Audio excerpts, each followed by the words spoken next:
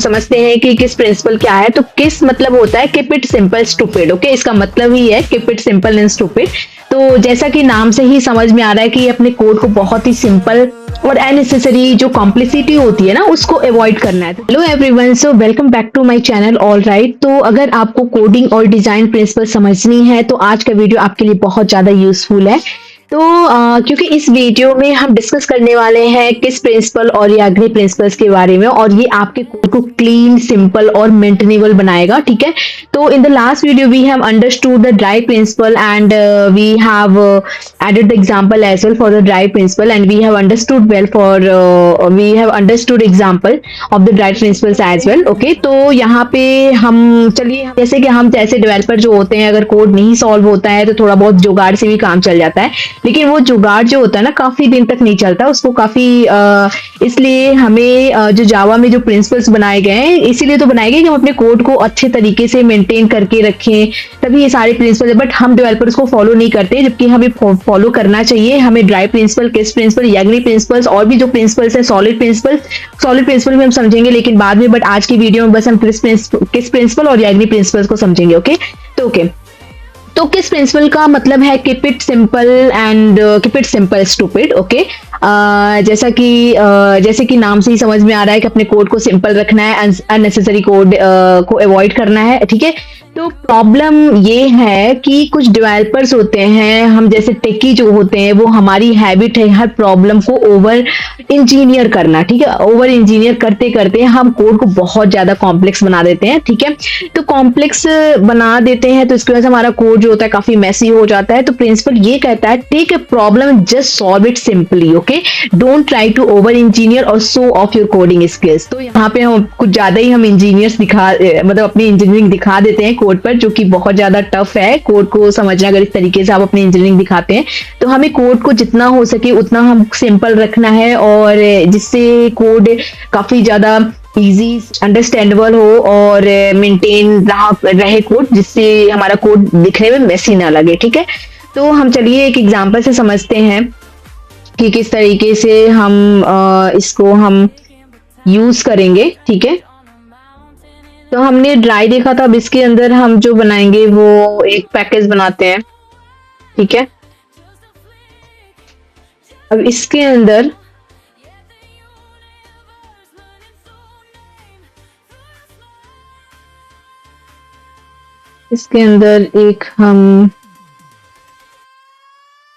हम एक लेते हैं कैलकुलेटर का एक एप्लीकेशन बनाते हैं। ठीक है, कैलकुलेटर का क्लास बनाते हैं, कैलकुलेटर से ही समझेंगे क्योंकि थोड़ा बहुत लॉजिक हम उसी में लिखेंगे और उसी में थोड़ा बहुत मैसी करते हैं हम लोग। तो कैलकुलेटर के अंदर हम लिखेंगे पब्लिक इंट, क्योंकि इंटीजर में ही सारा रहेगा, और एडिशन, और इसके अंदर हम पास करेंगे इंट ए। ठीक है, और पास करेंगे इंट बी।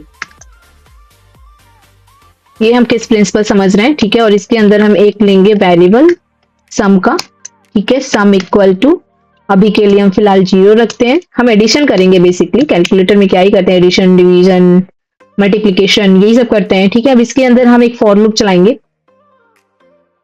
अब इंट है तो रिटर्न करना, हमने इंट रिटर्न टाइप लिया है। ठीक है, रिटर्न हमने इंटीजर ही करना है। तो यहाँ पे हम क्या करेंगे, हम यहाँ पे एक फॉर लूप चलाते हैं, for int i equal to 0 से स्टार्ट करते हैं। ठीक है, और i इज लेस देन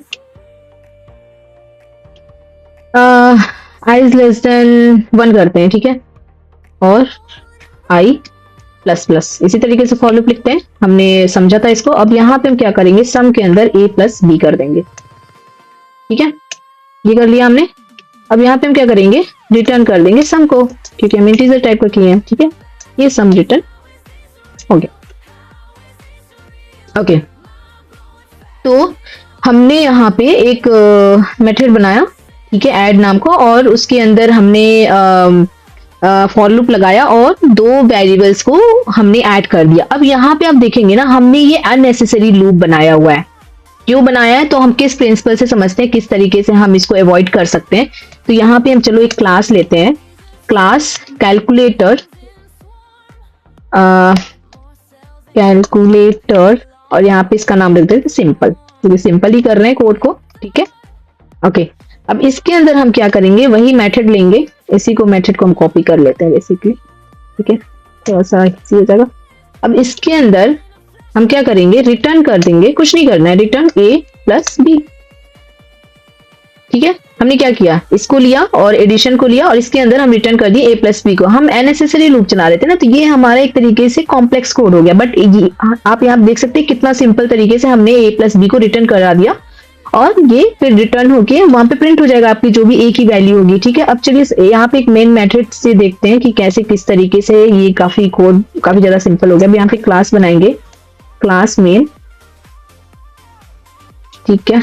अब इसके अंदर पब्लिक स्टैटिक वॉइड मेन और इसके अंदर हम स्ट्रिंग जीएस पास करेंगे आर्गुमेंट, और इसके अंदर फिर हम कैलकुलेटर का जो हमने क्लास बनाया है calculator simple, yes equal to calculator, calculator simple, ठीक है, ये हो गया। अब यहाँ पे किया था मैं इंसर्ट न्यू, ओके न्यू मैंने नहीं इंसर्ट किया था, ठीक है। अब यहाँ पे cs डॉट जो ऐड है उसको कॉल कर देंगे और यहाँ पे 5 पास कर देंगे और 5 पास कर देंगे, ठीक है।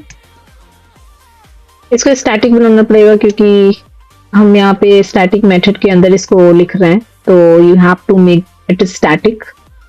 ये क्लास है, मेथड नहीं है, this was my mistake, okay. तो इसको थोड़ा सा प्रिंट करते हैं, थोड़ा सा क्या प्रिंट करते हैं इसको, ठीक है। हम ऐसे इसको भी लिखने की जरूरत नहीं थी, cs डॉट ऐड इसको लिखने की जरूरत नहीं है, आपको यहाँ पे सिंपली प्रिंट कराना है। प्रिंट इस तरीके से करा सकते हैं, cs डॉट ऐड मेथड को कॉल कर लिया, 5 पास कर दीजिए, 5 पास कर दीजिए। अब देखिए इसका मेथड 10 आना चाहिए,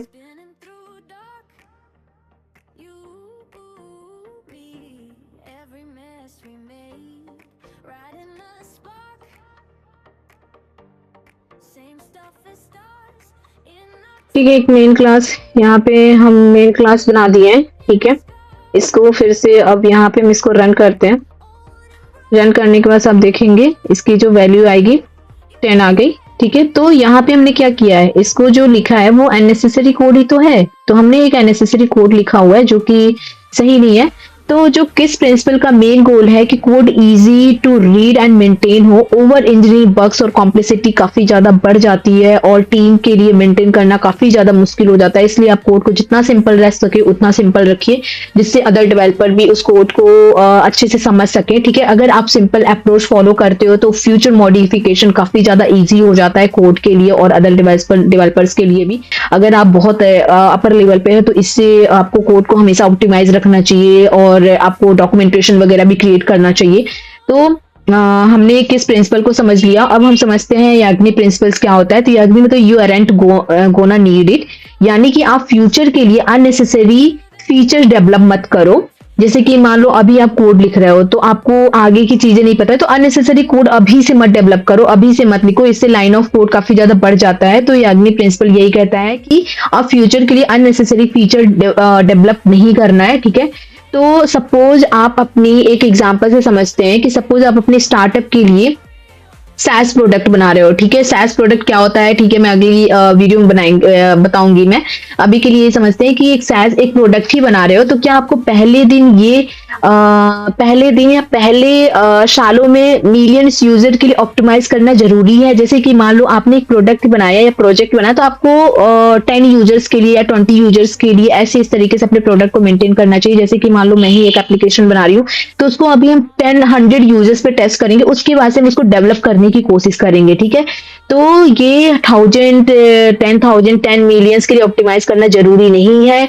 तो प्रिंसिपल ये कहता है कि do only things that is required now. Java में ऐसा है, do only thing that is required now, so don't waste time on feature you might never used. अगर आपको फीचर की रिक्वायरमेंट है, आपकी रिक्वायरमेंट अगर आती है तो उस तरीके से आप रिक्वायरमेंट को वहां पे कोड को लिखो, ठीक है। तो अगर मान लो हम एक क्लास लेते हैं, फीचर नाम का क्लास लेते हैं, उसके अंदर इंप्लीमेंटेशन फीचर डालते हैं जैसे optimisation for billion of users, ठीक है। तो जो याग्नि का अप्रोच है ना वो ये कहेगा कि feature implemented for the current requirement only, तो इस तरीके से हम वहाँ पे इस तरीके से अपने कोड को मेंटेन कर सकते हैं या फिर अपने अप्रोच को बता सकते हैं कि हम इसलिए इस कोड को लिख रहे हैं, ठीक है, ना कि optimise for billion of user like this. तो याग्नि प्रिंसिपल लिमिट और एफर्ट को सेव करता है, ओवर इंजीनियरिंग की वजह से अननेसेसरी मेंटेनेंस और बग को बढ़ा सकता है अगर आप ओवर इंजीनियरिंग करते हैं। और एजाइल या फिर एजाइल और जो लर्न डेवलपमेंट में याग्नि प्रिंसिपल का बहुत ज्यादा इम्पोर्टेंस है, जिसके पास स्क्रम होते हैं, जिसके जैसे स्क्रम सारे आईटी कंपनीज में तो होते ही हैं, और जो एजाइल मेथोडोलॉजी फॉलो करता है। एजाइल मेथोडोलॉजी पे भी मैं आगे वीडियोस क्रिएट करूंगी, बट अभी के लिए हम जो आज समझने वाले उसको समझते हैं, ठीक है। तो एजाइल होता है, स्क्रम होता है, जो कि हम टीम के साथ उसको क्रिएट करते हैं, टीम के साथ कोलैबोरेट होता है, यानी कि focus on MVP minimum variable product होता है। एमबीपी का मतलब और भी होता है, वो कि एंड्रॉइड के कॉन्सेप्ट में, बट यहाँ पे जो एमबीपी का मतलब है मिनिमम वेरिएबल प्रोडक्ट है, ठीक है। तो जो हमारा किस प्रिंसिपल है, कीप इट सिंपल स्टूपिड, अपने कोड को सिंपल रखो, जितना सिंपल रख सकते हो उतना सिंपल रखो, ठीक है। और याग्नि का मतलब होता है यू आरंट गोना नीड, सिर्फ वही फीचर डेवलप करो जो आपको जरूरी हो, ठीक है। तो ये दोनों ही प्रिंसिपल जो है वो थ्योरेटिकल है, मतलब इनके लिए कॉम्प्लेक्स कोड एग्जाम्पल नहीं होते, इसलिए मैंने एक का एग्जाम्पल तो दे दिया। याग्नि का मतलब आप खुद ही समझ गए हो, तो पर आप रियल लाइफ प्रोजेक्ट में डायरेक्टली अप्लाई कर सकते हो, ठीक है, इस थियोरी के थ्रू। तो अपने नेक्स्ट स्टेप्स ये है व्यूअर्स के लिए, अपने करंट प्रोजेक्ट में चेक करो कि क्या, अगर मान लो जो अभी एक्सपीरियंस है थोड़े बहुत, तो उनको अपने करेक्ट प्रोजेक्ट में चेक करना चाहिए कि आप ओवर इंजीनियरिंग तो नहीं कर रहे हो अपने कोड के साथ। और जो अननेसेसरी फीचर और कॉम्प्लेक्स कोड है उसको थोड़ा सा सिंप्लीफाई करो, उसको ऑप्टिमाइज करो, जिससे कोड आपका काफी ज्यादा मेसी ना लगे और कोड काफी इजीली से अंडरस्टैंड हो सके, ओके। तो आज के वीडियो में बस इतना ही, तो मिलते हैं नेक्स्ट वीडियो में। थैंक यू सो मच, मिलते हैं नेक्स्ट वीडियो में, थैंक यू।